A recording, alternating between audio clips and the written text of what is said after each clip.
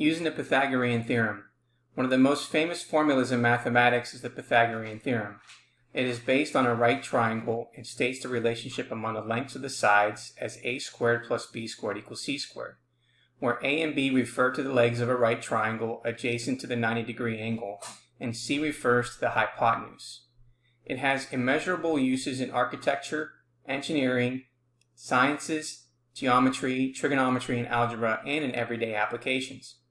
We use the Pythagorean theorem to solve for the length of one side of a triangle when we have the lengths of the other two. Because each of the terms is squared in the theorem, then we are solving for a side of a triangle. We have a quadratic equation. We can use the methods for solving quadratic equations that we learned in this section to solve for the missing side.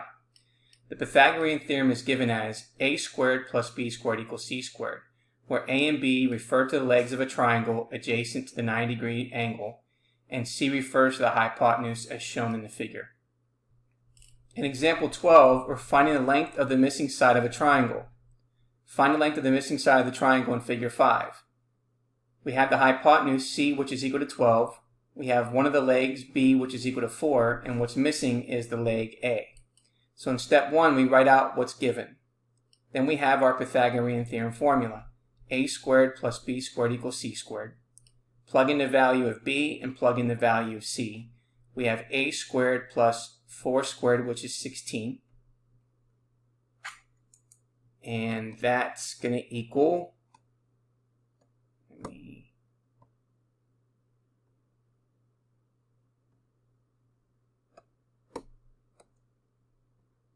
144. Now subtract 16 to both sides. We get a squared, which is equal to 128.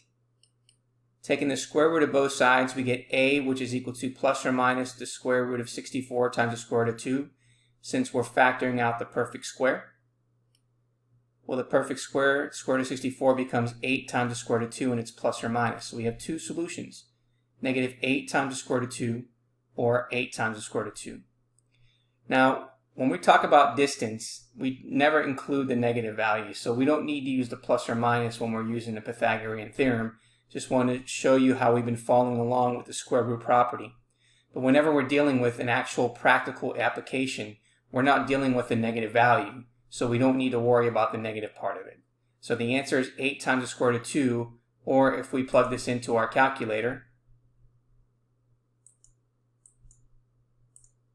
we have 8 times the square root of 2, and that gives us 11.31 rounded to 2 decimal places.